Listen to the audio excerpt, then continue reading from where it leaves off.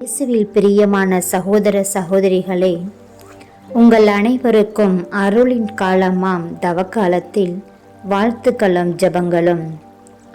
இன்றைய நற்செய்தி நமக்கு கூறுவது என்னவென்றால், நாம் காத்திருந்தால் அதற்கு பலன் நிச்சயம் உண்டு என்பதை எடுத்து இயம்புகின்றது. பழைய ஏற்பாட்டில் காத்திருப்பதற்கு சில உதாரணங்கள் உண்டு.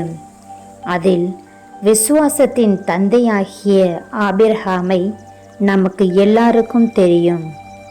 உன்னை பழகி பெருகச் செய்வேன் என்று சொன்ன இறைவன் பல வருடங்கள் கழித்து அவருடைய முதிர்ந்த வயதில் ஒரு குழந்தையை கொடுக்கிறார். அதே போன்று எகிப்தில் இஸ்ரேல் மக்கள் ஓர் ஆண்டு அல்ல, ஈராண்டு அல்ல, மாறாக 40 ஆண்டுகள் அடிமைகளாக இருந்தார்கள். அவர்களை பாலும் தேனும் வழிந்தோடும் கானான் நாட்டிற்கு அழைத்து வந்தார். அதே போன்று புதிய ஏற்பாட்டிலும் பல உதாரணங்களை நாம் காணலாம். செக்கரியாவுக்கு பல வருடமாக குழந்தை இல்லை. அவருடைய முதிர்ந்த வயதில் ஒரு குழந்தையை கொடுக்கிறார். சிமியோன் பல வருடங்கள் மெஸ்ஸியாவாகிய இயேசுவை பார்க்க துடித்தார்.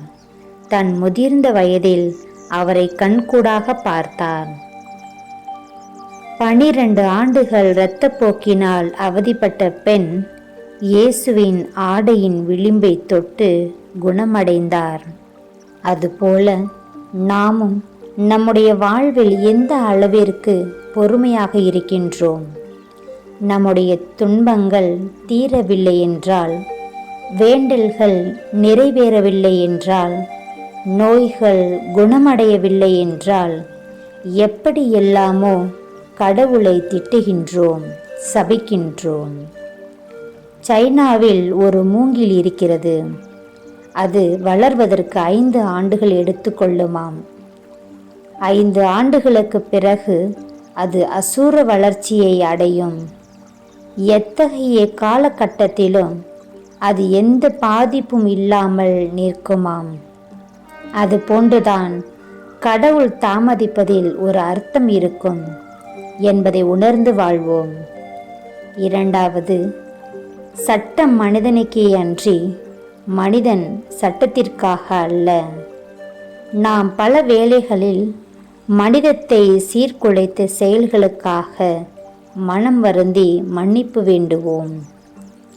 இன்றைய நற்செய்தி சொல்லித்தரும் 3வது பாடம் என்னவென்றால், நம் ஆண்டவர் ஒரு தொழுநோயாளரை குணப்படுத்தும் பொழுது இனிமேல் கேடானது நிகழாமல் இருக்க பாவம் செய்யாதே என்று சொல்லியிருப்பார். நாமும் பாவத்தை தவிர்த்தால் புனிதம் அடைவோம் என்று கூறுகிறார். புனிதத்தின் மேன்மையை இயேசு எடுத்து இயம்புகின்றார். நாம் அவருடைய வார்த்தைக்கு செவிமெடுப்போமா? ஜெபம். எங்களோடு எக்காலமும் இருக்கும் ஆண்டவரே, இன்றைய நற்செய்தியில் சொல்லப்பட்டது போல நாங்களும் பொறுமையுள்ளவர்களாக இருக்கவும், மனித மாண்பை காப்பவர்களாகவும் மற்றும் பாவத்தை விலக்கி பரிசுத்த வாழ்க்கை வாழ வரமருளும். ஆமேன்.